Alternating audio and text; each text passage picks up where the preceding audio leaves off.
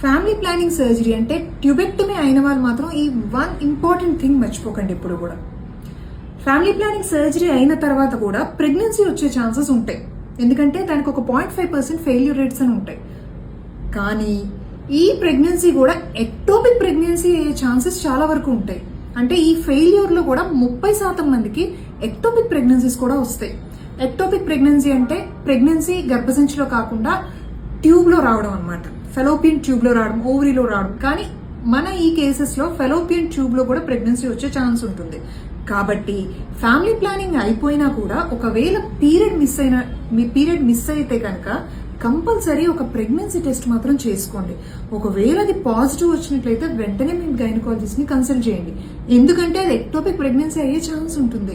ఇలా చేసుకోవడం వల్ల చాలా వరకు ఎక్టోపిక్ ప్రెగ్నెన్సీ వల్ల వచ్చే ఏవైతే క్యాటాస్ట్రోఫ్స్ ఉన్నాయో అవన్నీ కూడా మనం ప్రివెంట్ చేయడానికి సాధ్యమవుతుంది. Hope this helps. Thank you.